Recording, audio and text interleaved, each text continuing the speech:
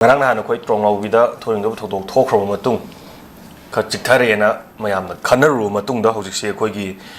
lengang na Bishnupur district ki khoi gi manung chana leiba trongaw bi maning lekai se khoi gi lanjen na duna leiba ITP sing amani adu masidai sida khoi gi trongaw bi maning lekai da khoi gi lanjen na riba IDP ani gi miyum da shakti leiraba bom ani fit tawduna thamram le habagi ngasi khoi paper da so khoi taraga so khoi leijare aduga trongaw bi gi maning lekai gi guru khana haina khangnaba mafam da leiba khoi gi lanjenaraba IDP miyoi ani gi yumda mapangan kallaba bom fit tawduna khoi thamram le hari ojamsi aduda nga ibane na khoi central forcing thamiba state security sing thami sina khoi gi mokoi di khoi duty tawri bane na sum leiba khakta oi gadori bra na traga manak nakpada maning da leiriba khoi gi khunja sing IDP sing gi lanjenaru matung halaga leiriba yum sing du da khoi gi tummaso tumba marang khangdana leiriba yum da leire haibagi su nungai basu poktraba senari bane na sum moijo dum duty tawraga sum leirabra machuda sida changaga bom fit tawramiba si makoina karimta khangaudrabara uhaudrabara masina kanana kari kamaina tawgodoribano ngarang na thokiba thogdoktuna NIA da sinagre haibagi aduda koi question am lerga koi tumina election gre adugo bom mani phumami sina kanana sinagadoribano masina kanana rescue tawgodoribano kanana laga bom ji fit tawramo oigadoribano sina mu kanana mu thijangadori masigi mu ihau tholok taragadi waminagadori basi kana waminagadoribano dasa tagadori sina kana taminagadoribano jamasida kari mot 비비닝 요자. 아이 탐지게. 호직 그도 2023기 매 혼자 하루이바 거기 이랑시. 신 국기나 그 테러리스트 함싱다 거기다 도리비세. 머니푸르 두가이나 베세베 이메션 따나바. 고. 시 도리바 이랑 시리게 거기 마유마케 메 타룩비들 미한 저속도 나오죠. 마유마케 레비가 아다버디기 미리싱 거기 홈풍 무 호지 거기 ITP 매암시 이렇게 레이비요. 마시브라도 또 아브네요. mas kana tan thori no hai matam madami masa ke miyum le jab mai thadok pidana hata mi hata ta thadok pidgi dilik kem le ri bene ba kana ki mamang da manipur lenga matam du ki manipur lenga suki lenga india ke lenga mamang da koi ri phuji wo jana koi dilik kem be wa khang le ri ne ba ra masa ki mi hun do mo ne ba halo ngasi ba chai hum phau je akoi ki manipur lenga ka su india lenga na hai ba koi ki ITP sing ma pur bak se masa ki miyum da koi ki changya ka ko nena ta na ko lehin magi thabuk se pakat ngam dri ne ba adu ni mani pulenga am sung akoi gi kano gi akoi bhar lenga ani bakse kai do hai batam na ko gi terrorist ki narco terrorist ki mai gi chin ku ke narco terrorist to adu gi sarende to sa pa ne ba moi mamang lei na mo gi bakai gi kunjam mayam gi mayam gi masa gi mai thadok bi chuchan pru de ji leiram ma che yum ma mayam pur mag do akoi bul do jo to ro ga tengai gre kana gi mamang da lenga ki mamang da kana mamang da security forcing mamang da mo ka do ngam ge ba sini ju ko lei hu ju ji da lenga si maming de ko lei re miam ge dia ko kem yong tre sini lei se moi mamang da ni ne IDP ko ji lising ko hum fu go si bu ji ba da ko lei re ba 저희 홈은 바샤라 하지 않는 겁니다. 이거 뭐. 그러니까 뭐는 레이드 바폰 자가 바폰들이 바퍼 존에 라투 레이래 뭐. 바퍼 존에 그람 장무 야로이 하이브디 비움도 아고 이게 실고티 퍼센트 아고 이 매뭐 그냥 सरकार 장무 감자 레이래 뭐. 아주 버두기네 돈 로비 버닝 레카다 딱딱 강 다닥기 강 미 아니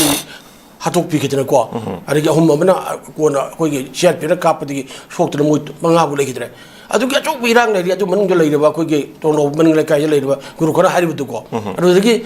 줌당 하게 거기 봄도 줌두게 거기 가노다 통나우다 아르게 거기 통이게 거기 바다라가 야라가 피똥 잡으면요 시중 아들 내가 하이리 봐 폼 아들 폼 보는 먹도 아들 거기 각비 신비들의 감다 거기 각비 신비는 봐 레이트레 딱 버려 봐 아들은 이 국기 때로 생겨라 하고 생길라가 미게 줌들아 통나우다 통도 매한 몸 사킬레 폼 피똥 탐이지 아들 바퍼 존이 바퍼 존들 깜짝 놀래요 아들이 sini ba chwa tok la ko na maming de go na la ni psha ko na maming de go na la leiba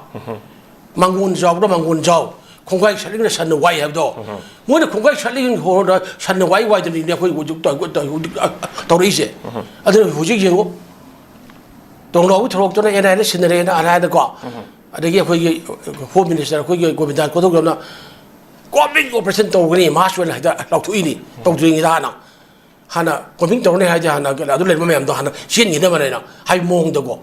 아도 하나 나좀 도프로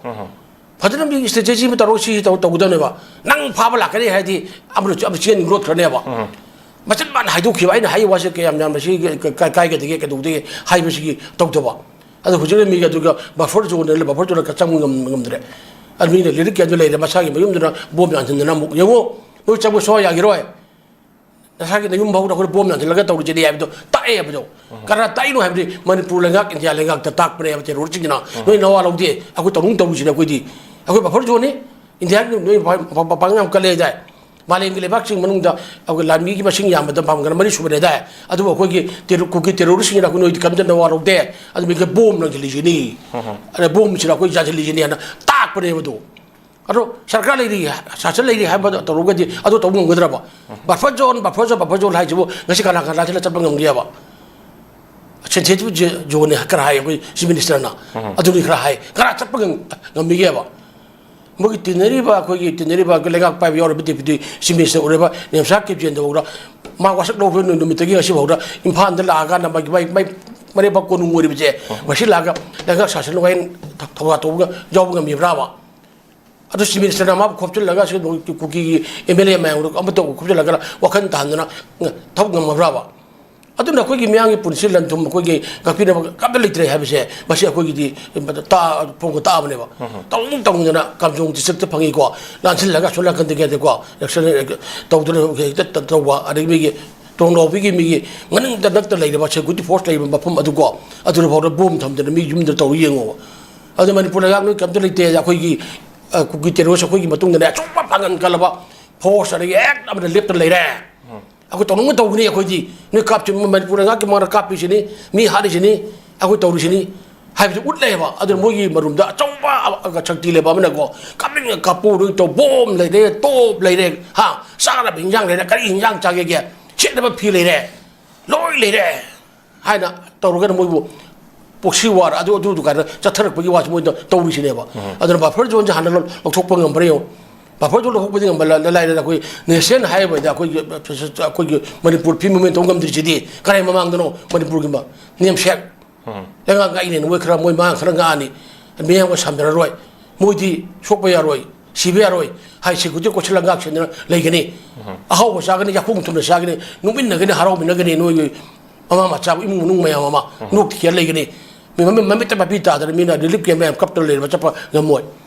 लमजम जी cell तुम cam film सुधा करे education sector cam को चाहिए transport and communication cam को चाहिए लोइना सोम जाम न तो बेगर machine हेंगले ginkgo से काई दिनो बसे सिनि जिंगो बा सिकराई ममांग दनो मारे बा नग बिसक भारत दिन 47 ओले गिने बा नरेंद्र मोदी की ममांग दनो त्रो नरेंद्र मोदी जिंगो बसे इंडिया ना को जे मणिपुर से मोगी कोई सब कंपनी है ना खंडबा लोई लमनी हाय खंबदो अदु फिल्म लेरे बा अदुना मसी यारोय अदुना हुजु हुजु मणिपुर गिना लेरे बा जना लेरे लगा सु बमिंग दिगलांग अवना थमने मगे मोय मोगे मतिक चारा काउंसिल मिनिस्टर दो मतिक चारा थमंगम दमनी मोय मंगा खक्तनी वसो इदो